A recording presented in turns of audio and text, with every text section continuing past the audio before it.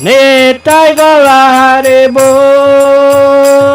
Haribol, Haribol, Nitai Gaura Haribol.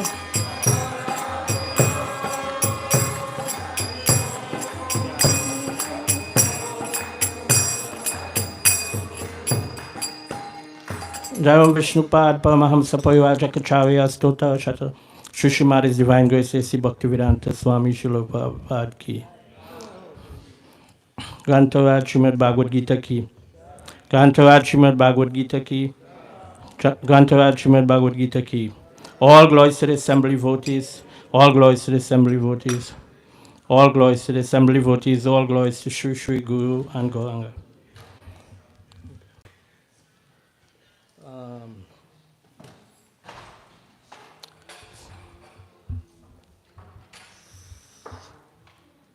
This is not connected for you. Huh? This is not connecting. So Vaishnavi is looking. Wow. What is not connecting? The computer? Yeah.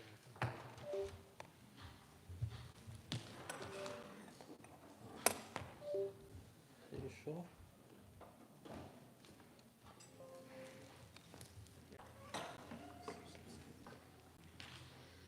It's just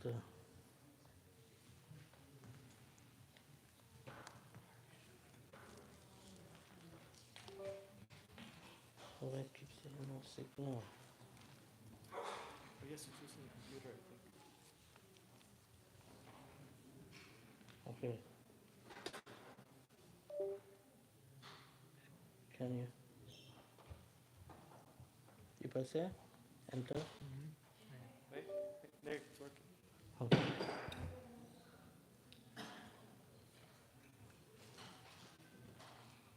Oh, yeah. All right, Hare Krishna. Good for that. You want to put this on the right side, Prabhu? The laptop? Yeah, Is that- yeah.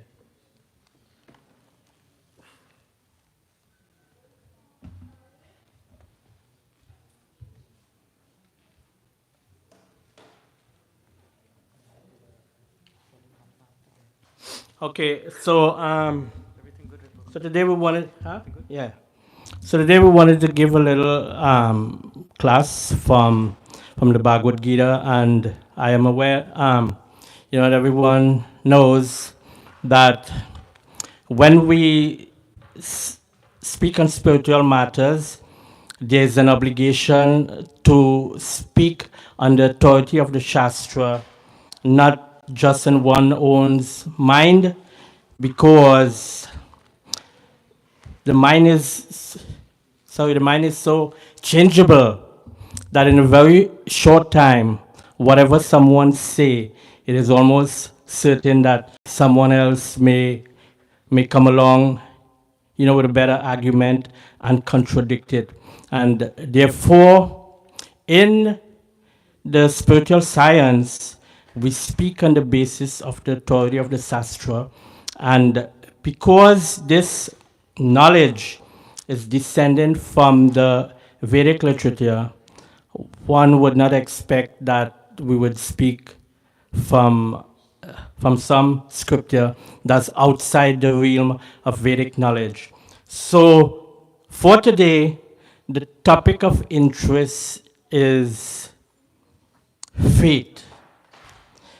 And the reason why I chose this topic is because it is something very simple, it's something very practical that someone could benefit from understanding what is actually faith and how faith works, because without faith, we could never develop trust in any object, at all. In fact, the very meaning of faith actually is based on the word trust.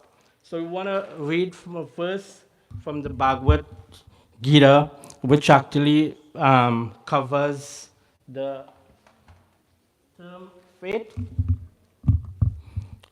And I'll just read the verse. The verse comes from chapter 6 of the Bhagavad Gita. And in chapter 6 is named Dhyana Yoga. And Dhyan in English means meditation. which is the step of yoga that comes before samadhi and after one step called dharan or concentration. So this whole chapter 6 in which Krishna speaks about is the chapter called Dhyana Yoga, and we have a verse from here which includes or help us to understand better what is actually faith. So the verse goes like this: Yoginam api sarvesham madgaten madgatenan antama shraddhavan bhajate yomam same yukta tamo mataha. And here we have sorry. Yeah, so here we have Srila Prabhupada's translation of the verse. And of all yogis, the one with great faith who always abides in me, think of me within himself and renders transcendental love and service to me. He is most intimately united with me in yoga and is the highest of all. This is my opinion. So here, Krishna is describing what it is this best yogi does. He abides in me, he thinks of me, and he renders transcendental love and service. So, in other words, these are three activities that can be carried about. We can abide in Krishna, we could think of him, and we could certainly render transcendental devotional service. And here, Krishna is actually telling us how it is done. He said it is done with great faith. That is the important and key word, because anyone could perform these devotional service, but if there is no um, strong faith, we do not reach Krishna's definition of, of what he thinks is the best yogi. So, so in order to have faith, faith requires us to have trust, and therefore, for us to have trust in Krishna, we are required to have faith in the Vedic literatures. So we just wanted, before we get into like a little more discussion about faith, I wanted to say something about the Vedic literature because I believe most persons are not aware of exactly how expansive the Vedic literature is. In the Tattva Sandarbha, Jiva Goswami makes a calculation based on the number of branches that the Vedas were divided into, and based on the number we have currently. And he comes up with an estimate that 94% of the Vedic literature is missing. In other words, it's not available, it's not accessible in print. And whatever we have is just that remaining 6%.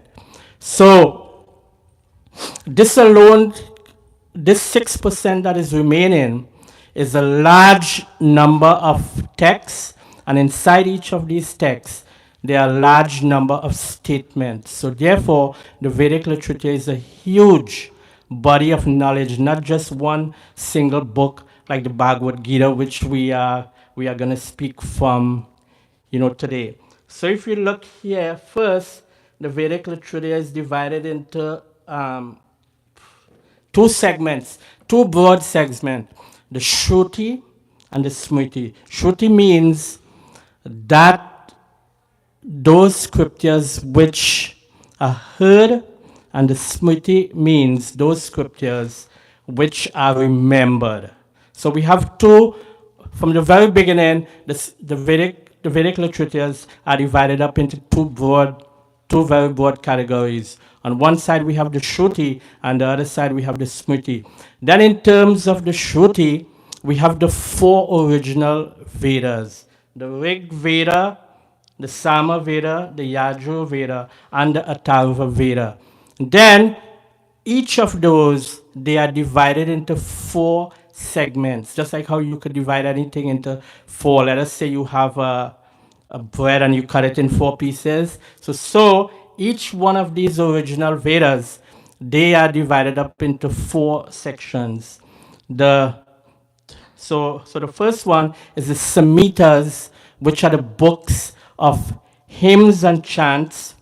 The Brahmanas, the book or the books of rituals. Then we have the Aranyakas, which are called the forest legends. And then finally, we have the Upanishads. So those are the main body of the Shrutis. Now on the other side, we have something called the Vedanga, and the Vedanga is like a limb or support of the Vedic literatures. So the Vedangas, they are called Shiksha, Vyakaran, Chandas, Nirukta, Jyotish, and Kalpa. And each one of them, they support the Vedic literature with a different kind of knowledge. So for example, the Shiksha, it deals with how Sanskrit is pronounced, it's called phonetics. The Vyakaran deals with Sanskrit grammar, how to construct grammar and word order so that the Sanskrit language could make sense, because Sanskrit actually is a very complex language. There are more vowels than um, more vowels than the regular English alphabet, and therefore is a much more involved language. Then we have the Chandas, which deals with poetry and poetic meter. Then you have the other word, the Nirukta, which deal with the meaning of Sanskrit words. For example, if you want to know what a word in written Sanskrit from the Vedas is, and Srila Prabhupada have used this in many places, you see that he's referring to the Nirukti dictionary, which helps us to understand the meaning of Sanskrit words, because many Sanskrit words have many different meanings. For example, the word van. The van is a Sanskrit word, but it has more than 14 meanings. So it depends on the context of the grammar. The person who is doing the interpretation, they would choose the appropriate meaning of the word. Then we have Jyotish, which most people are quite familiar with, and it deals with astrology. And then we have the Kalpa, which deals with ritual. Then we have another section called the Upavedas, and these Upavedas are like supplement to the Vedas. So here we have Ayurveda, which most people know about, deals with health. Dhanurveda deal with the military arts. The Gandharva Veda deal with music, and the Artha Shastra deals with economic development. So then on top of this, we have, on top of this, we have some other sastras of the Smriti.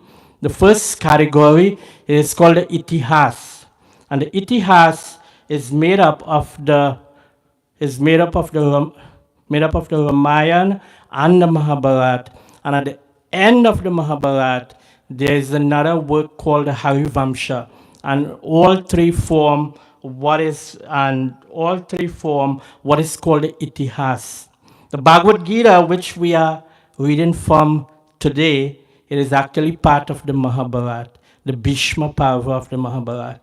So Bhagavad Gita is not a separate isolated text, it's actually a part of the Mahabharata. Then we have the Puranas, in which there are different kinds of Puranas. Puranas in the Sattvic mode, Puranas in the Rajasic mode, Puranas in the Tamasic mode, and then we have the Upa Puranas. The next category of Shastra is called agamas, and these agamas, they are tantric texts. They deal with rituals and also they deal with esoteric practices. So things like temple construction and deity worship details actually come from a source text called the agamas. And even in ISKCON today, the process for worshiping the deity is traceable to a group of texts called the Vaishnava Agamas, which actually come from the south part of India. Then, because the Vedas have so many statements, think of, like, for example, if you go to the laundry, and when you come home, there's so many mixed clothes in the laundry. There are children's clothes, there are adults' clothes, you have pillowcase and sheets and so on. So in order to make sense of what is in the laundry bag, you have to take the clothes out and sort them. And when you sort them and you put them into the different drawers, then they actually make sense. Before that, it's just a bag full of clothes, whether it's clean or dirty, whatever. So in the same way, the Vedas have hundreds of thousands of statements. In order to make sense of these statements have to be sorted and ordered. And when they are sorted and ordered, they produce something called the Saddarshan, or the 6 viewpoints. So this Saddarshan, it consists of Nyaya Vaisheshika, Yoga Sankhya, Purva, and Uttama Mimamsa. Those are the 6 viewpoints that have been taken out by the great acharyas who have studied the Vedic literatures. So, Nyaya Vaisheshika, Yoga Sankhya, Purva, and Uttama Mimamsa. Those are what we call the Saddarshan, and it's the same as if we are taking all the hundreds of thousands of Vedic statements and we are putting them into groups that make sense. We get this Saddarshan. Now, there's one part of the Saddarshan that has been very important to people who have always sought permanent spiritual life, and this is called Uttara Mimamsa. So Uttara Mimamsa mean the final reflection, and another name for it is Vedanta.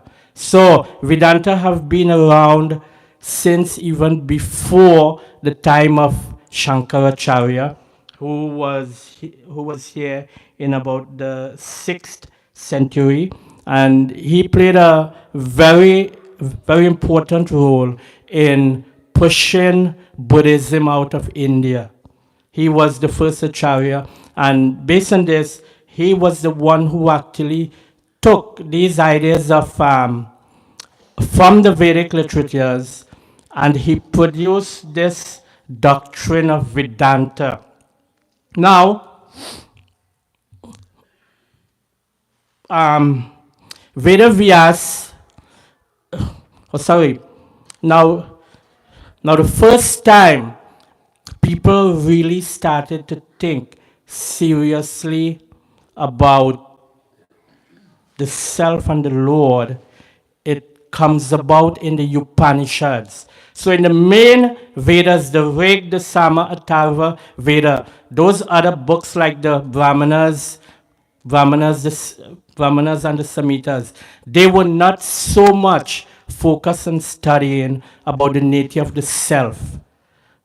Most of the emphasis was placed on the performance of rituals, which is called Purva Mimamsa. That is like a preliminary study of the Vedic literature. What does it show?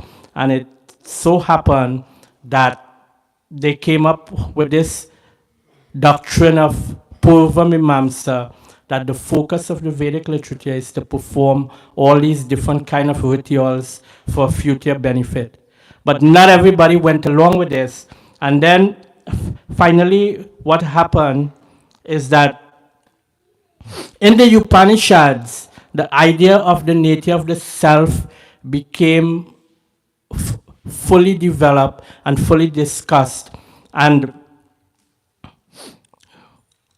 what Veda Vyas, what he did is that he took all these ideas from the Upanishads and he organized them into a single book called, called the Brahma Sutras or the Vedanta Sutra. So there you see we have on the side that so that so that a summary of all the ideas that were presented in the Upanishads, they find themselves inside the Vedanta Sutra. And the Vedanta Sutra is a work which summarizes what is called the Dasopanishad. Dasopanishad means the 10 principal Upanishads which are available, which speaks about the nature of the self and the nature of God. And Vedavyas took all these ideas and he summarized it in this work called the Vedanta Sutra. Now the thing about the Vedanta Sutra is it contains only 555 sutras. So trying to summarize all Vedic knowledge, because Ved means knowledge and Anta means the end. So he's trying to summarize the conclusion of all Vedic knowledge in this work that has 555 sutras. And therefore, what we find is that this work is very difficult to understand. And therefore, because it is so difficult to understand, very great acharyas have written commentaries on this Vedanta Sutra. And these commentaries, they are called bhashyas. And sometimes even the bhashyas are so difficult, the disciple of the great acharya would write another book called a tika. And the tika will explain what cannot be understood in the bhashya, even though it is meant to explain Vedanta Sutra. So, Lord Chaitanya, we belong to this organization, and Lord Chaitanya himself, instead of asking the devotees to make a comment on Vedanta Sutra, he accepted the Srimad Bhagavatam as the natural commentary on Vedanta Sutra. So this Bhagavatam that we have, we always keep hearing devotees are speaking from the Bhagavatam. The Bhagavatam is considered to be a natural commentary on Vedanta Sutra. So in other words, what he is saying is that all of the Vedic literature is actually summarized in the Srimad Bhagavatam. And Srila Bhaktisiddhanta Saraswati Thakur is very famous for saying, he says, if all the Vedic literature were destroyed and only the Bhagavatam was to remain, nothing would be lost. Because really he's telling us that all this information is actually contained or summarized in the Srimad Bhagavatam, all the Vedic knowledge.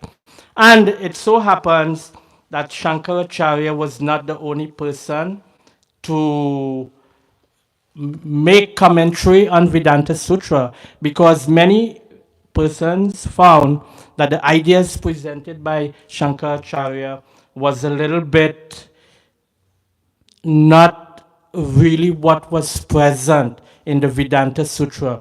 So we have these other chains of knowledge that are coming from the Vedic literature, and they are called sampradaya. And each of these sampradayas, they are founded by a major personality called an acharya. So we have the first sampradaya. I'm going to start from the left. The traditional name is the Madhva Sampradaya, but it is also called the Brahma Gaudiya Madhva Sampradaya, which include the input that was made by Lord Chaitanya. Then we have the Sri Sampradaya, which hails from the South India. It was founded by Ramanuja Acharya. Then we have the Rudra Sampradaya. This was founded by a great personality personality called Vishnu Swami. Then it was lost, and after some time, it was refounded by somebody called Vallabhacharya. And this Rudra Sampradaya, it is now called the Vallabha Sampradaya. And then we have the Kumar Sampradaya, which was founded by Nimbarka Acharya. And each of the Sampradaya, they interpret the Vedanta Sutra in a certain way so that people could have a very sure and very authoritative set of knowledge to follow, so that when you make a choice to follow the Vedic literature, if you are following really based on Shastric authority, you could be very certain about this. Not that somebody gives something that comes from the mind that is going to change 5 years down the road. This is not how it works. Now, as far as our present ISKCON is concerned, ISKCON is coming in this um, sampradaya called Brahma Gaudiya Madhva Sampradaya. And as I said before, Lord Chaitanya did not ask for a bhashya or commentary on the Vedanta Sutra. He just accepted the Bhagavatam. But somewhere in the 17th century, there was a conflict over the worship of the deity, because the Smarta community argued that the Gaudiya Vaishnava didn't have a commentary on Vedanta Sutra, and therefore they were not really authorized to worship the Govinda Dev deity left by Rupa Goswami, and there was a conflict. And one devotee called Baladev Vidyabhushan, he was sent to a debate to challenge this position. And one of the questions that he was asked is, where is your bhashya that you would determine your authority so that the Gaudiya Vaishnavas would be able to worship Govinda Dev? Had he not been successful, maybe we would not have a Radha Govinda here today. And in 2 weeks, he wrote a bhashya, and this bhashya is called the Govinda Bhashya. That is actually the Gaudiya Vaishnava commentary on the Vedanta Sutra. It's called Govinda Bhashya, and it was written in the 17th century by Baladev Vidyabhushan. And now the Gaudiya Vaishnavas, they also have a commentary on Vedanta Sutra, which allows them to establish their authority not within themselves, but for the public Orthodox community, that the Gaudiya Vaishnavas do have that right to worship the deity. So the next idea I wanted to go on is a very important idea, because most people, in fact, I myself, it happened to me for many years, that I did not really understand how the scriptures work.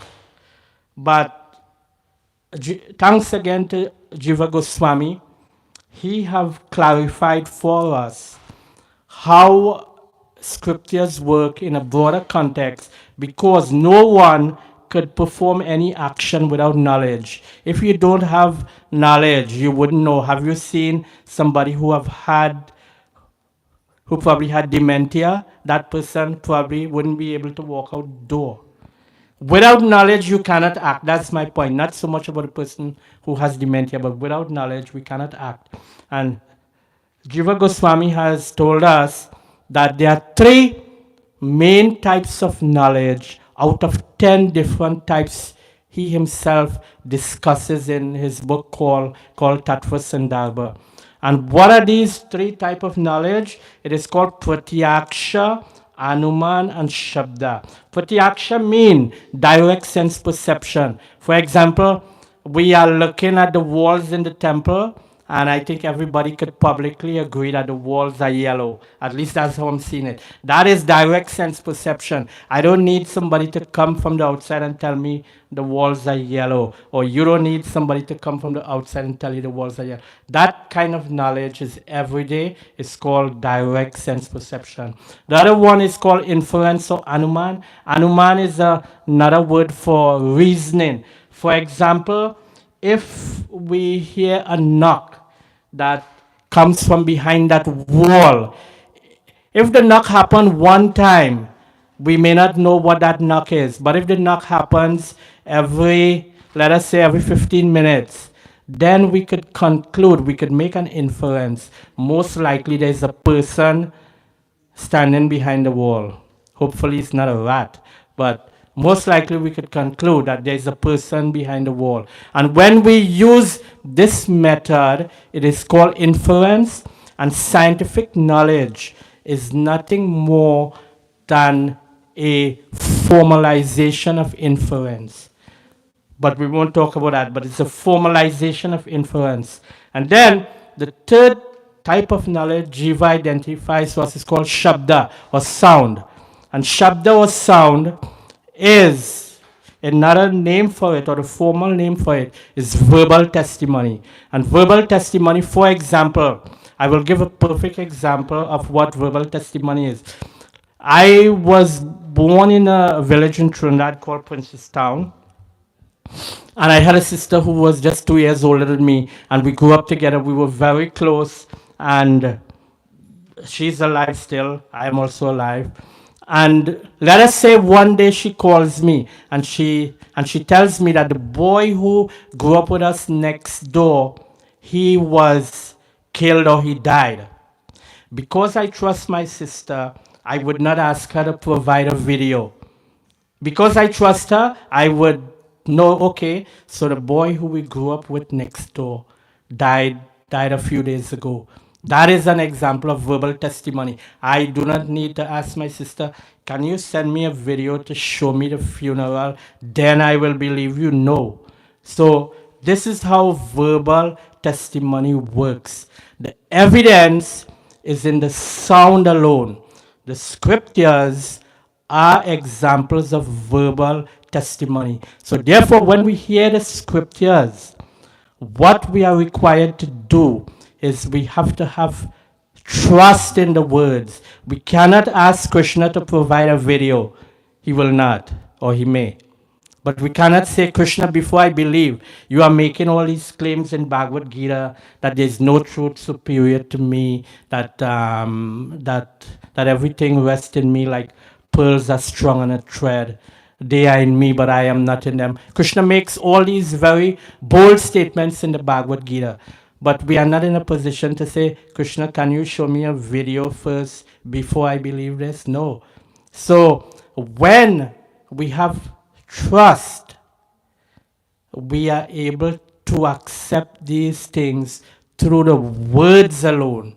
And when a person's faith comes to this level where he's able to accept the Shastra based only on the words of the Shastra, he is in a very good position in the process of yoga.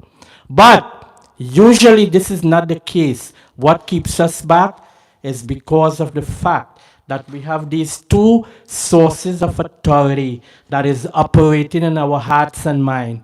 We trust only sense perception, and we trust what is going on in our mind. And because this is our condition, we find it very difficult to accept the words of the Shastra. So therefore, we want so many different explanations why Krishna is God. Can somebody tell me, is it Krishna or Shiva? So many explanations we want before we could open up our hearts to accept the Shastra. So the Shastra is a form of verbal testimony. If you get a copy of the Bhagavad Gita, there's no CD with it. There's only the words of the Lord and the words of Arjuna. And the way we make benefit of this is to learn to develop trust in in these words, because the Shastra is a method of verbal testimony, and we make advancement by developing trust in the Shastras. Now, this brings me to one of the main points I wanted to make about faith. And I took this definition of faith from the Merriam-Webster dictionary, which is a very popular version alongside Oxford and so on. And it says that faith is confidence or trust in a person, thing, or concept. What you notice about this definition is that faith is the confidence or trust. Faith is not the objects. And many people make the mistake of thinking that only people who are involved in religion have faith. But actually that is as false and whatever bad word you could actually call it. And I want to show an example. Everybody's inside this temple room. How many of you are thinking right now, show by a raise of hands, that the ceiling will fall on you? How many? Can you show? I am not thinking like that. I am here in the temple room. You are here. Everyone is here. But how many people are actually thinking that this ceiling is going to fall on you? And you know why we are not thinking like that? Because we put trust of faith in the engineering structure of the building. That is why we are not thinking the building fall on you. So everyone actually has faith. It's not that the religious people alone have faith. That is a false information, false knowledge. And I could tell you 100% this is something that you could reject. The faith is the behavior itself, the trust.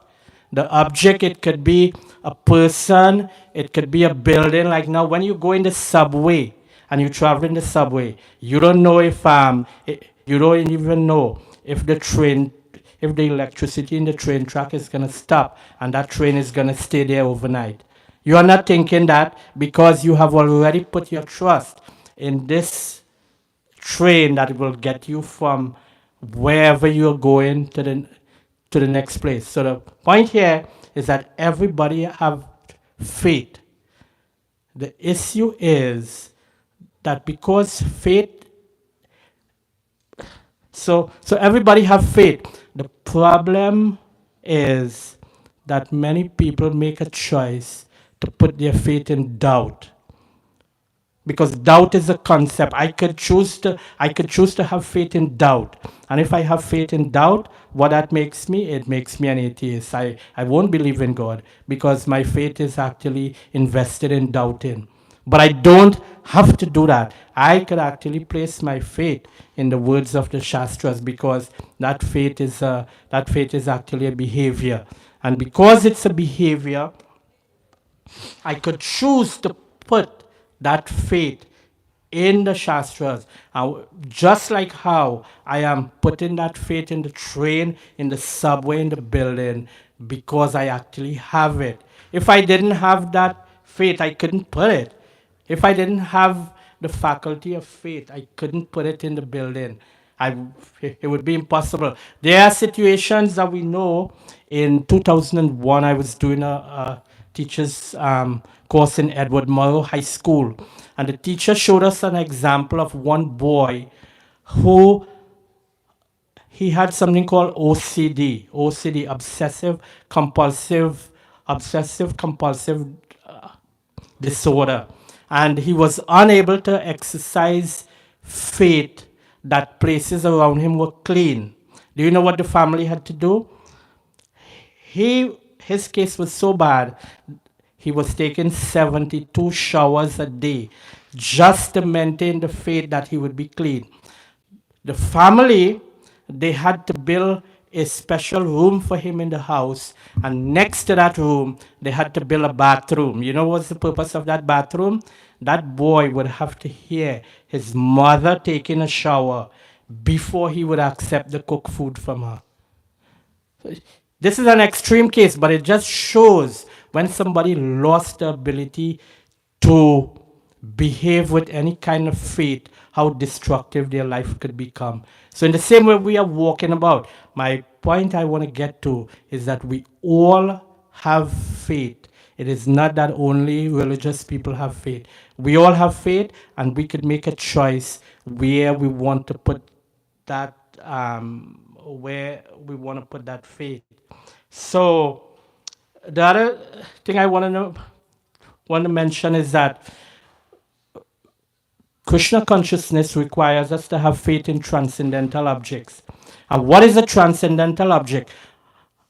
Ordinary objects are the objects we see in this world, this phone, this pointer, they are all ordinary objects. Transcendental objects are objects which are beyond the laws of material nature. It means that we cannot see them, we cannot touch them, we cannot smell them, because they are transcendental. And therefore, the only way we could attach or become attached to transcendental objects is through the process of faith. And there's a very interesting story of, some of you may have heard about Narad Muni, who was planning to take a trip to see Lord Narayan because he actually had that power. And while walking through the street of his village, he met a cobbler who asked him, "So Narad, we understand that you are going to see the Lord. Please ask the Lord for me when I will return to him." Then Narad walked a little way, he met a Brahmana. The Brahmana asked him the very same thing. When Narad went to see Lord Narayan in Vaikuntha, he asked the Lord the same questions that were asked by those two people. The Lord answered that the cobbler will be coming back to him at the end of this present life, but he do not know when the Brahmana would be coming. So when Narad came back, he met them and they asked. So when they asked him, "So Naradji, what was the Lord doing when you visited?" Narad said the Lord was sitting and he was threading an elephant through the eye of a needle. The Brahmana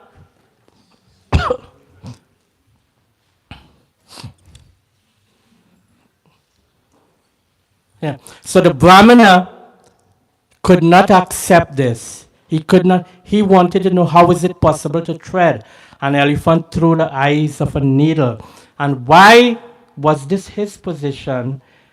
Because his faith was actually ruled by logical argument. And therefore, because threading an elephant through the eye of a needle is a violation of what we understand to be logic, it became impossible for the Brahmana to believe this. On the other hand, the cobbler, who had a much lower social position, he immediately began to glorify the Lord. See how great the Lord is. Then he was asked by the Brahmana how you could believe this. And the cobbler said, "Look, all day I'm sitting under this tree repairing shoes, and fruits are falling on my head. If the Lord could put a tree like this into a tiny seed, why he can't thread an elephant through the eyes of a needle?" And therefore we see that faith is not dependent on social position. I have to be wealthy. No, even the cobbler, who was so lowly placed, he was actually more advanced than the Brahmana in terms of the faith, because his faith was not filtered by logical arguments. He didn't need a logical argument before he could accept that the Lord was actually doing these things. Whereas the Brahmana, without that logical argument, he can't go forward. How does that relate to us? Our hearts and minds are filled with these two methods of knowledge: sense perception and Anuman. And because they have become our authority, we find it very difficult to smoothly believe in the words of the Shastra. As soon as the information from the Shastra is presented, immediately we offer mental resistance. Why I should do it? Because our minds and hearts have been trapped by the material energy, and we are unable to smoothly place our faith in the Shastras. But I think it's 7:33. We can probably stop, and maybe somebody might have a one or two question that we could try to answer, and then we take the break to go downstairs to Prasadam.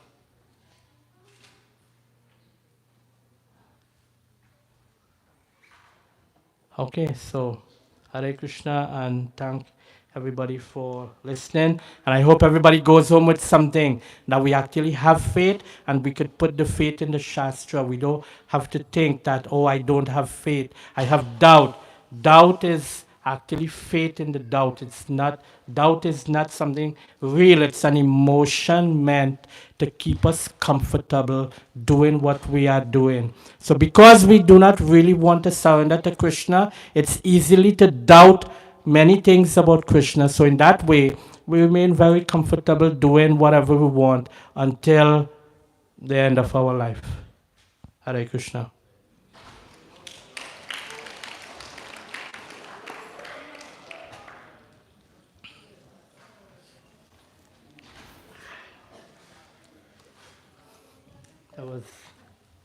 That was a poor job, right?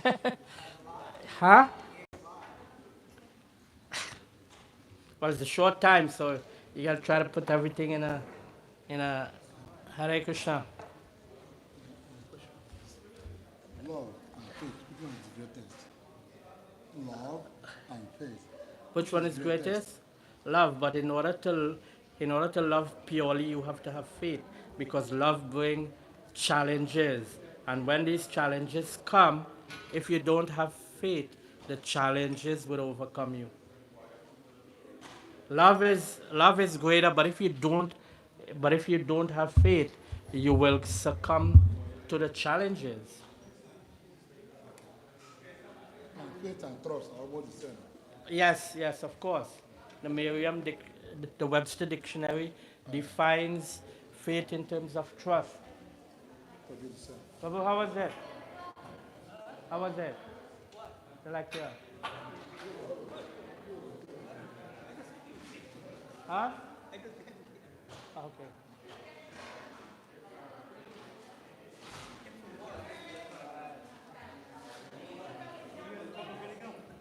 Yeah, I put.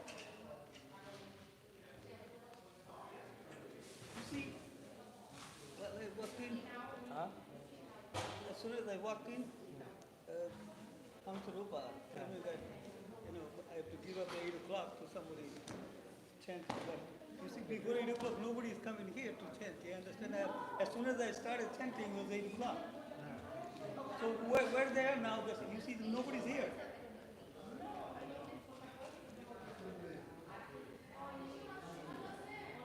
You got it? Wow. Huh? You got this, what I said? Yes. When did this? If they want to chant, they can chant it now. But I don't know where they are.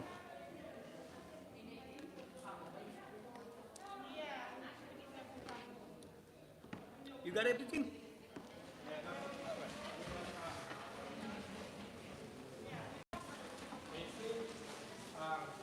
Not a lot of people are aware that the reading is so deeply extensive. Yeah, there's a whole bunch of things. There's 17 Puranas. Jiva Goswami says 18 Puranas. 94% is missing. Yeah. So we only have that 6%. And still that's a lot.